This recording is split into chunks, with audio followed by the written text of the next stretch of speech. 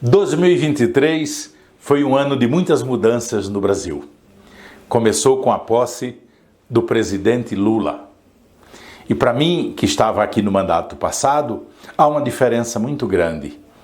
É que no mandato passado, as nossas pautas, o governo era contra. Agora, o governo puxa as pautas que melhoram a vida da população.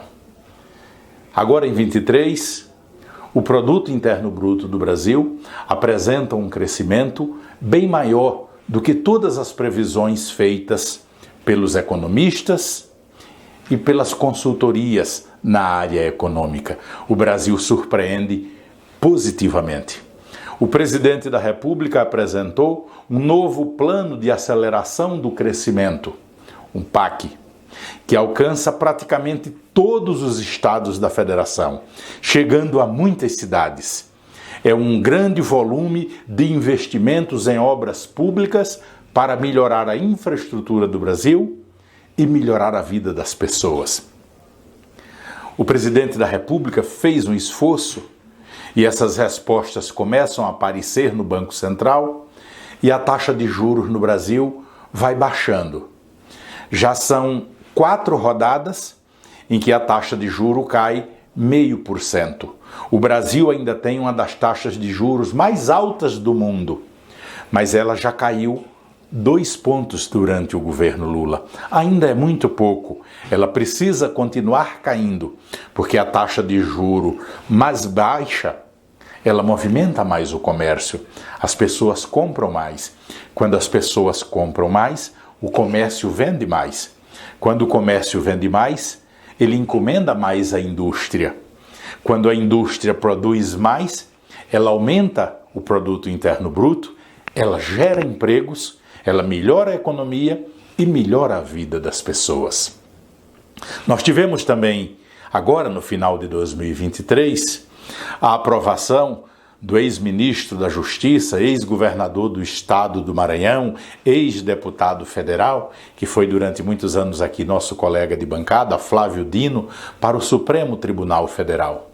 Flávio Dino é um jurista muito respeitado, muito qualificado. Apesar de jovem, é ele muito experiente. Já foi juiz federal, portanto pertenceu ao Poder Judiciário, já foi deputado, é senador, conhece bem o Legislativo e foi governador do Maranhão 2 vezes e ministro da Justiça, conhece bem o Poder Executivo. Então eu não tenho dúvida que o Flávio Dino irá ajudar muito no Supremo Tribunal Federal, porque ele será uma dessas figuras que a gente diz que é um homem de Estado, que ajuda a encontrar solução para os grandes problemas da nação, por ser uma pessoa experiente e que conhece os 3 poderes da nossa República. Nós tivemos também uma outra grande conquista, que foi a aprovação da reforma tributária.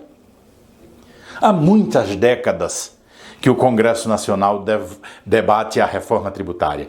Eu próprio já integrei, no passado, comissão de reforma tributária, que não conseguimos votar, não conseguimos aprovar. No primeiro governo do presidente Lula, ele abriu os trabalhos legislativos apresentando ao Congresso a reforma da Previdência e a reforma tributária. A reforma da Previdência foi votada e a reforma tributária nunca havia sido votada, porque é uma matéria muito complexa, de difícil compreensão e com muitos interesses em debate, muitos legítimos. Porque quando você falava de reforma tributária, o empresário pensava em pagar menos imposto, o contribuinte pensava em pagar menos imposto, o município pensava em arrecadar mais, o Estado pensava em arrecadar mais e a União pensava em arrecadar mais. Então essa equação não fechava. E nós temos ainda um sistema tributário muito complexo, um dos mais pesados do mundo, que é uma herança ainda da época da ditadura militar. Então, um sistema tributário de difícil compreensão, onde os escritórios de advocacia ganham muito com esse sistema tributário complexo, porque tudo é judicializado. Há uma burocracia enorme, o Estado não arrecada tanto quanto poderia. Há uma complexidade muito grande na compreensão dos tributos, então você acaba diminuindo a base tributária do Brasil. Você tem um sistema regressivo, onde o pobre acaba proporcionalmente pagando mais imposto que o rico, é o que se chama de imposto regressivo. Esse é o nosso sistema arcaico, superado, burocrático, atrasado. Nós agora vamos passar para um sistema tributário simples, de fácil compreensão.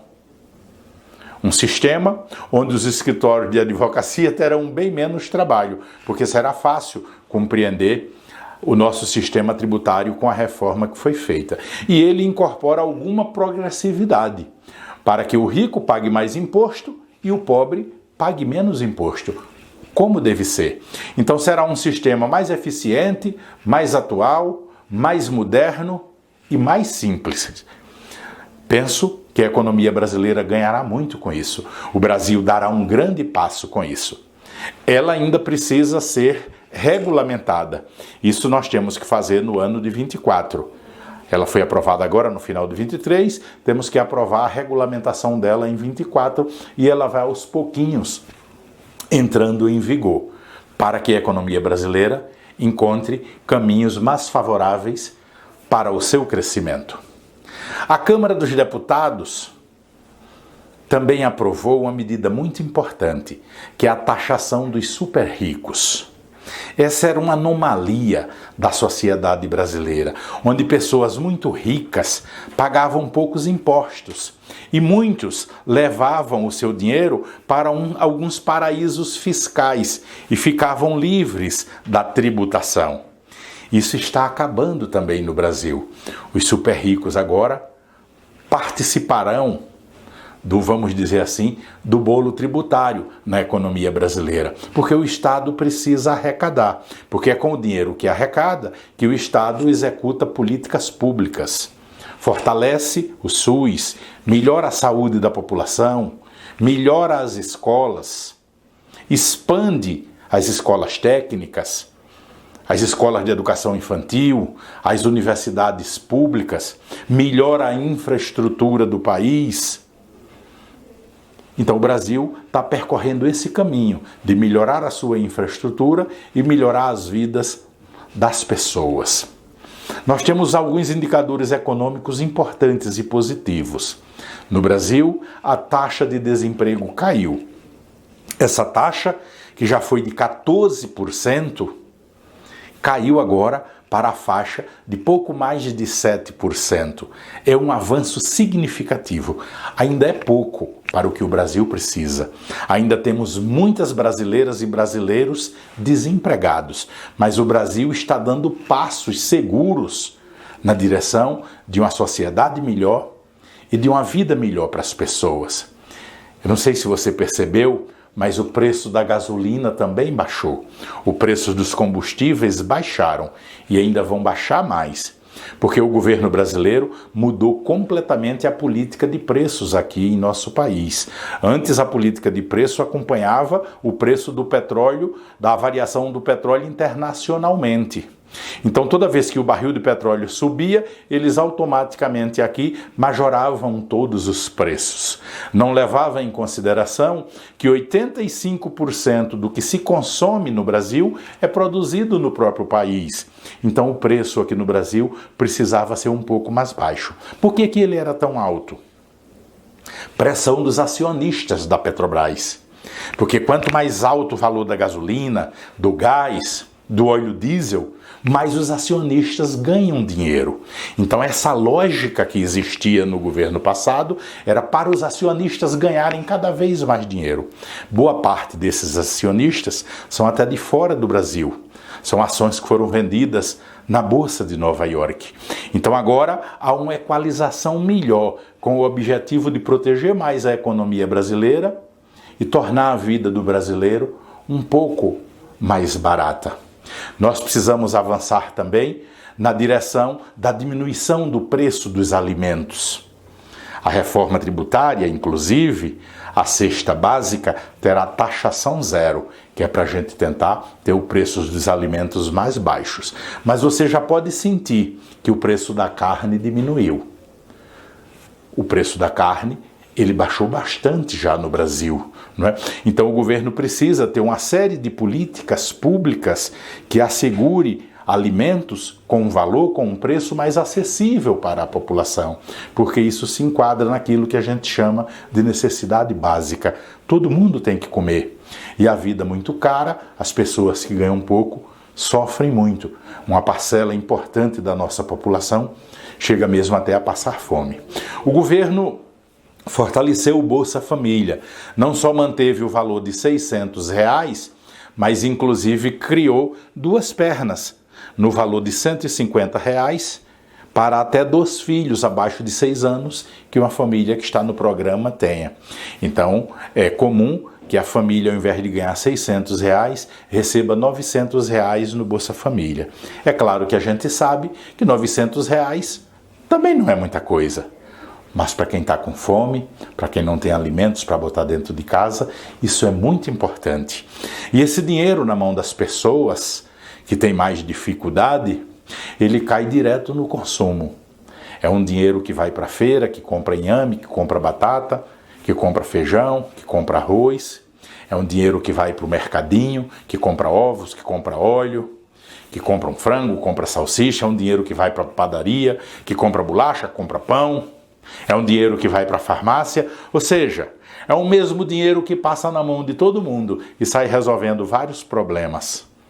A dona de casa recebe, o feirante recebe, o atacadista recebe, a indústria recebe, então esse dinheiro movimenta muito a economia. O presidente Lula também fez questão, mesmo recebendo uma situação fiscal muito difícil, de dar um ganho real para o salário mínimo. Então, o salário mínimo que estava há 7 anos sem ganho real, já no primeiro ano do governo do presidente Lula, teve um ganho real. Foi para 1.321. Ainda é muito baixo, mas depois de 7 anos ele volta a ter um ganho real. Agora, para 24, ele vai ter um outro ganho real, porque nós aprovamos, com um projeto que o presidente Lula mandou para o Congresso, uma política de ganhos reais para o salário mínimo todos os anos.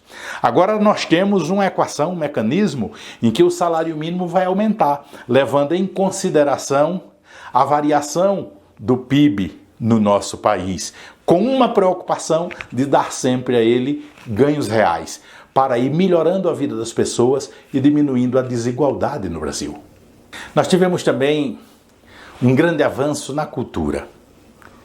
A Lei Aldir Blanc II, que foi aprovada pelo Congresso Nacional, ela talvez seja a maior revolução na cultura brasileira. Pela primeira vez no Brasil, nós teremos uma quantidade razoável de recursos para as atividades culturais e estruturado de maneira democrática, onde todas as cidades podem participar. A Lei Aldir Blanc II, que coloca mais de 3 bilhões na cultura nacional, é uma grande revolução e talvez seja a maior conquista da cultura do Brasil em todos os tempos.